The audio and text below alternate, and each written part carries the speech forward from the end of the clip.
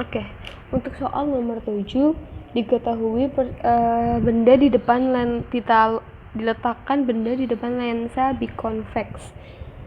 Jarak antar titik adalah 1 cm. Pada percobaan tersebut dihasilkan bayangan yang nyata terbalik dan ukuran sama dengan bendanya. Jika benda diletakkan di titik G, maka bayangan yang akan terbentuk bersifat titik-titik. Oke, sekarang kita coba dulu menguji dari soal nomor 7. Jadi kan di situ bendanya diletakkan di titik A. Nah, per huruf itu adalah jaraknya 1 cm. Berarti kalau dari H ke A itu berapa cm? 1, 2, 3, 4, 5, 6, 7, 8 cm. Berarti di sini kita bikin titik fokus dengan jarak 4 cm. 1, 2, 3, 4. Oke. Kita ingat-ingat sinar istimewa pada lensa biconvex. Jika ada sinar datang, maka akan diarahkan ke titik fokus. Kemudian jika sinar datang langsung ke pusat, maka akan diteruskan sehingga nanti akan terbentuk bayangan di sini. Yang mana itu dia sifatnya nyata, kemudian dia terbalik, dan untuk tinggi bendanya itu akan sama gitu. Maka benar pernyataannya. Sekarang kita akan coba meletakkan di titik G. Titik G itu di sini. Nah, ini pakai sinar yang pertama sama yang kedua, maka dia nanti akan bertemu di titik paling ujung di sini.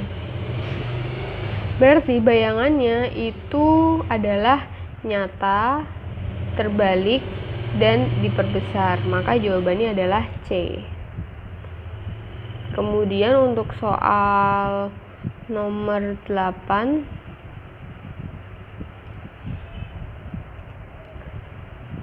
sebuah lensa konveks konkav.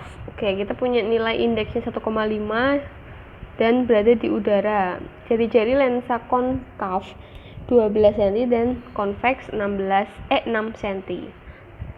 Sebuah benda dengan ketinggian 2 cm diletakkan 8 cm di depan lensa konveks. Oke. Untuk soal seperti ini, kita kan punya rumus nih. Dua lensa. Nah, N itu nilainya adalah sesuai yang tertulis, yaitu indeks yang diketahui sebesar 1,5 nantinya. Kemudian di sini ada R1 sama R2. Untuk R1 itu untuk R itu akan bernilai positif jika lensanya cembung atau konveks dan negatif jika cekung atau konkav. Maka kita langsung masuk ke soal aja.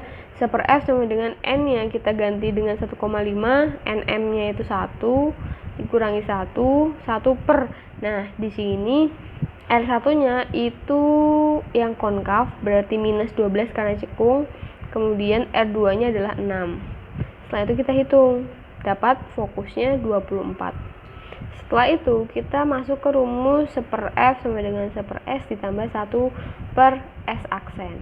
Untuk nanti dari sini kita cari dulu bayangannya. Maka sama dengan 1/F. 1/F adalah 1 per 24 dikurangi S. S-nya kan tadi bendanya itu diletakkan 8 cm di depan lensa konveks. Berarti dikurangi 1/8, nanti didapat minus 2 per 24 atau S aksennya itu sama dengan minus 12. Nah, berarti jawabannya antara C sama D. Sekarang kita cek, ini kan minus itu berarti maya itu berarti terletak di belakang cermin. Berarti kalau tadinya dia terletak di depan lensa konveks, misalkan ini lensa konveks nih, berarti kan sinarnya akan di sini. Tunggu. Misalkan kan kita punya, misalkan ini yang konveksnya di sini nih, bendanya itu di sini diletakin di depan. Berarti kan bayangannya akan berada di belakang. Nah, lensanya kan konveks sama konkav, otomatis yang ini adalah yang cekung. Berarti kita bisa bilang kalau misalkan jawabannya itu adalah D, 12 cm di depan lensa konkav atau di depan lensa cekung. Ini kan cekung nih, dia di depannya. Maka jawabannya adalah dadu. Kemudian untuk soal nomor 9, benda berada di depan cermin cekung yang berjari-jari 30 cm.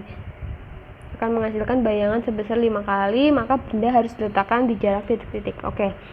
Jari-jarinya 30, perbesarannya dia mau 5 kali, maka jarak bendanya itu berapa? Kemudian untuk nilai fokus kita tahu itu nilainya setengah dari nilai R, berarti nanti hasilnya adalah 15 karena R-nya adalah 30. Oke, di sini kalian bisa coba 2 langkah. Yang pertama, S-aksennya itu bisa aja positif, bisa aja negatif. Positif itu ketika nanti bayangan yang terbentuk adalah nyata, sedangkan kalau negatif kalau misalkan bayangan yang terbentuk adalah maya. Nah, kalau kita nggak tahu itu bayangan nyata atau maya, tidak diketahui di soal, maka kita coba aja dua-duanya. Yang angka pertama kita adalah hitung M-nya dulu. M di sini rumusnya S aksen per S. Nah, maka S aksennya itu sama dengan M dikali S. Sama dengan M-nya itu 5, berarti 5S. Ini ketika S aksennya itu positif atau bayangannya nyata. Nah, habis dari sini kita masukkan ke rumus ini. Untuk cari 1 per F sama dengan 1 per S plus 1 per S aksen. S aksennya kita ganti 5S di sini. Setelah itu kita samakan. Maka dikali 5. Ini kan cuma S kan, berarti kita samakan jadi 5S. Ininya dikali 5 berarti 5 ditambah 1 sama dengan 6 per 5S sama dengan 1 per F. Maka 1 per 15, F-nya diganti 15 sama dengan 6 per 5S. Maka S-nya itu nanti diketahui 18. Karena di sini tidak ada di opsi soal, maka kita coba langkah kedua, yang mana S aksennya ini kita umpamakan negatif. Atau ininya kita umpamakan negatif menjadi seperti ini. Nanti kita dapat hasilnya adalah 12. Nah, karena ada di opsi soal, maka jawaban yang benar adalah C.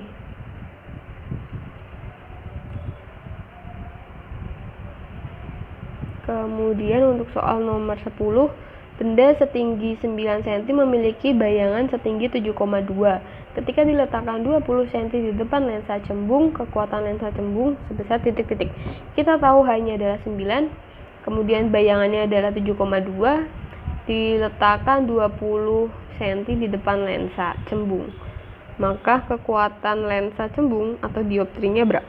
Oke, langkah pertama, karena diketahui H atau ketinggian dan diketahui letak benda, kita bisa pakai rumus ini.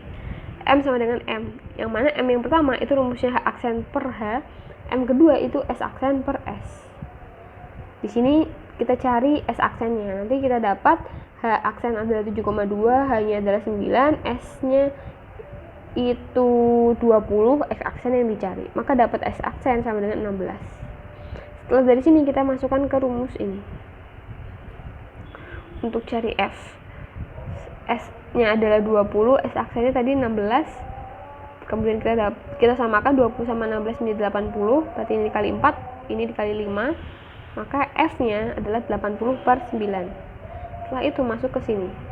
T sama dengan 100 per F. 100 per F-nya 80 per 9. Atau kita bisa tulis 100 dikali dibalik ya, 9 per 8 sama dengan 90 per 8 sama dengan 11,25. Maka jawaban yang tepat adalah C.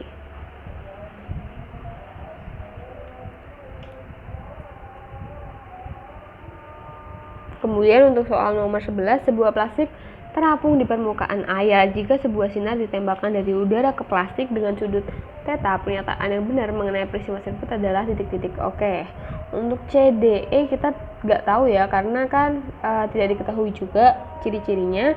Jadi ini jawabannya antara A dan B. Sekarang kita coba yang A. Sinar akan dibelokkan menjauhi garis normal. Karena dia dari udara ke air, maka kalau misalkan kita punya seperti ini udara, ini air, ketika ada sinar datang, dia akan selalu mendekati garis normal, nih garis normal nih. Jadi pernyataan A itu salah, maka jawaban yang memungkinkan adalah B. Sinar tidak dapat mengalami pemantulan sempurna pada medium plastik. Kemudian untuk soal nomor 12, objek diletakkan di depan cermin cekung yang mempunyai kekuatan lensa 4 dioptri. Untuk mendapatkan bayangan diperkecil 2 kali, benda harus diletakkan pada jarak titik-titik. Oke. M-nya itu minta diperkecil 2 kali, atau kita bisa tulis setengah. maka S-nya titik-titik. Yang pertama kita masuk ke rumus dioptri dulu. Nah, di sini kita cari fokusnya, maka didapat 25. Karena P-nya itu 4, 100 bagi 4, 25. Kemudian masuk ke rumus perbesaran. Di sini M-nya adalah setengah, berarti 0,5 dikali S sama dengan S aksen. Nah, selanjutnya masuk ke rumus 1 F sama dengan 1 S ditambah 1 per S aksen. 1 per fokusnya adalah 25, kemudian 1 per S ditambah S aksennya tadi 0,5 S. Samain dulu menjadi S, ini dikali 1, ini dikali 2, berarti atasnya 1 plus 2 per S sama dengan 1 per 25 sama dengan 3 S. Ini S ya, berarti S nya adalah 75, maka jawaban yang tepat adalah E.